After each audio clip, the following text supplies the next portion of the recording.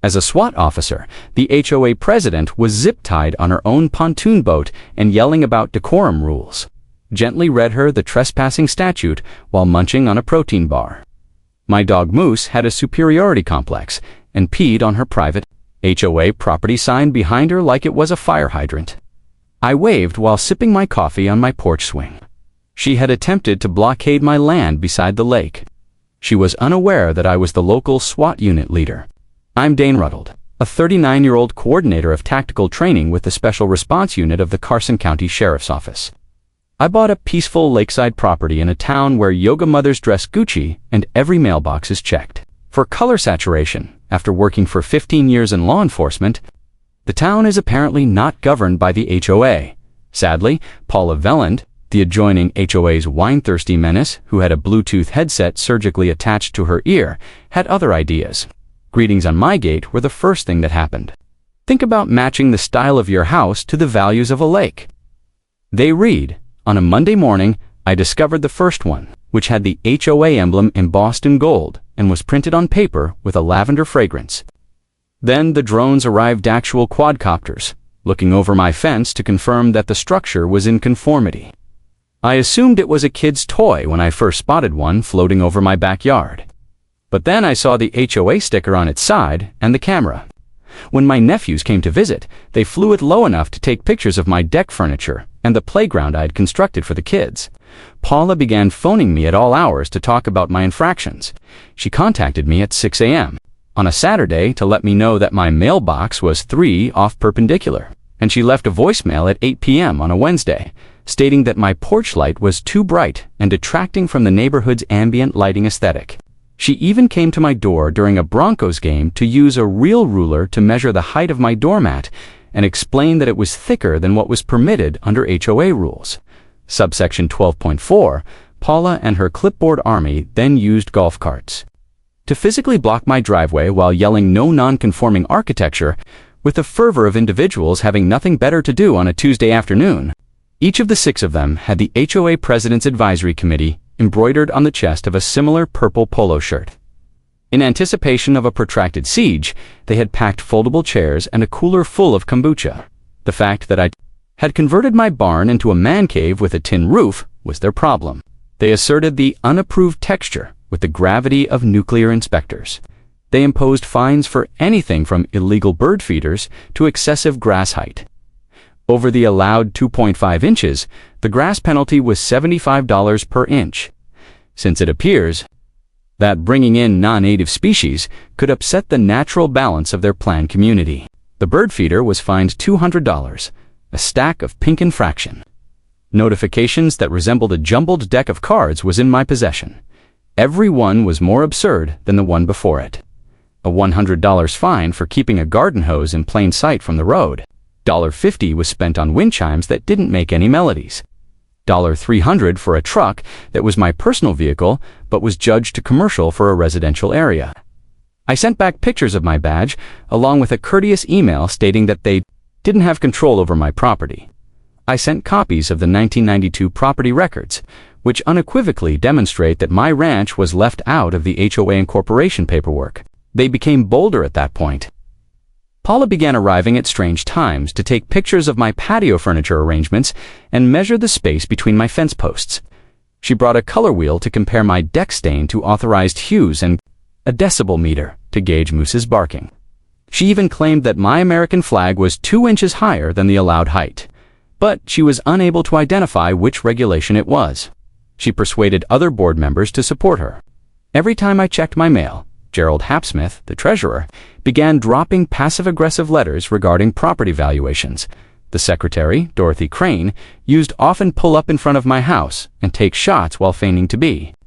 On the phone, the only reason I was aware of the rootage problem was because my neighbor Tom attended and surreptitiously videotaped the special sessions they organized to discuss it. Paula and 2 HOA board members were building a wooden barrier at the perimeter of my property one weekend when I got back from a hunting trip. They had enough entitlement to fill Lake Michigan, along with power tools and 2x4s after speaking with their new property management consultant, who happened to be Paula's nephew, who had just graduated from community college. They asserted that the historical HOA borderline had been reinterpreted. In large red lettering, they posted signs stating that access to Lake Ha was prohibited.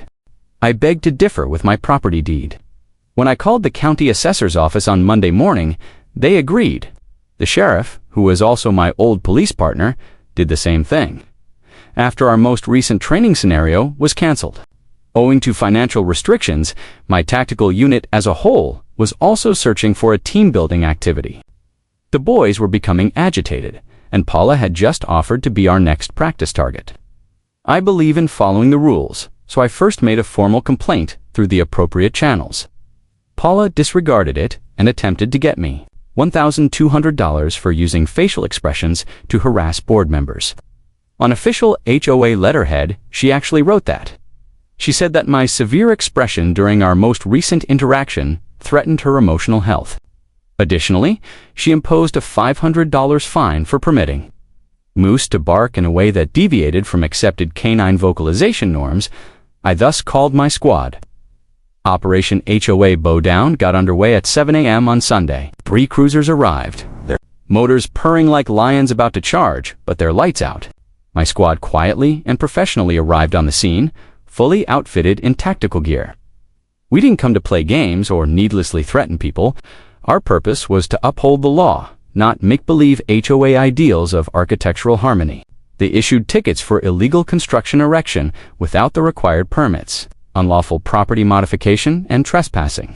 Paula waved a laminated copy of the HOA bylaws as if they were the Constitution in an attempt to claim civil jurisdiction.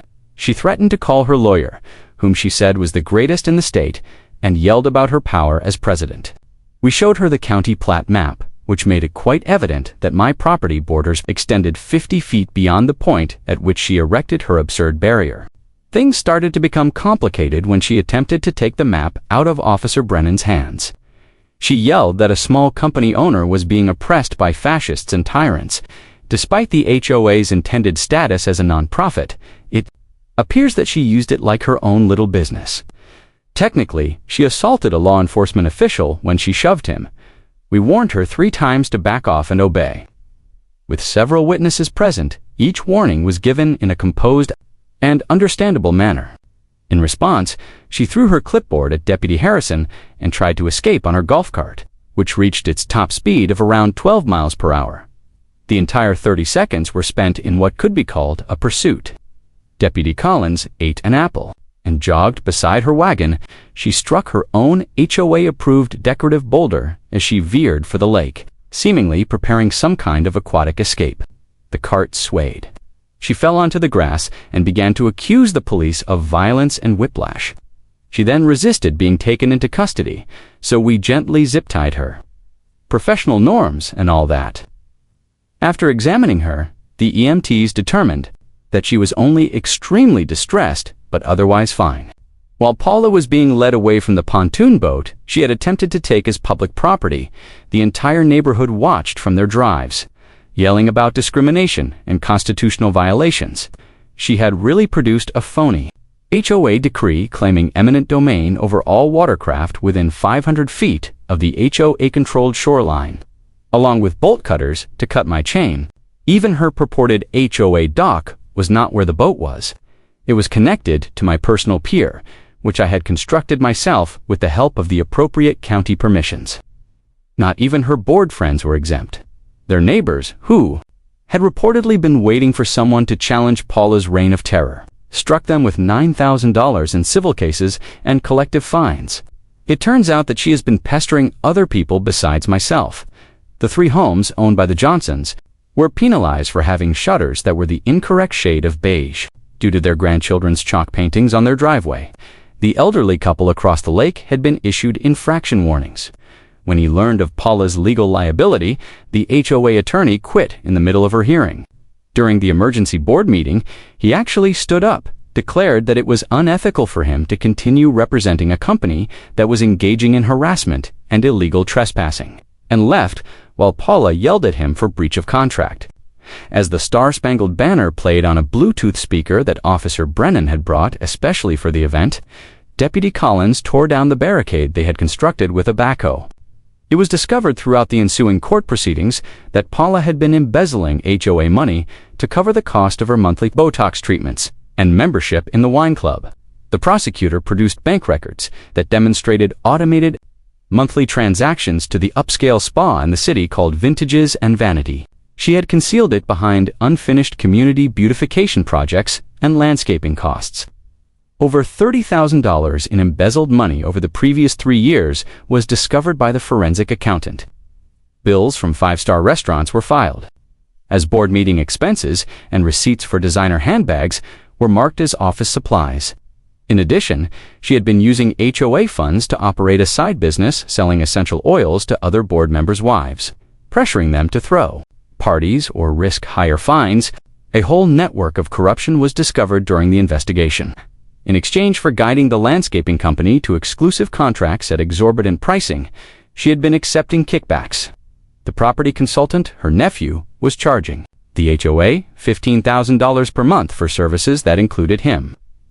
Searching for property law once a week on Google, she even established a phony security firm that was operated by her husband's cousin and charged the HOA for patrols that never took place. They discovered more dirt the deeper they dug.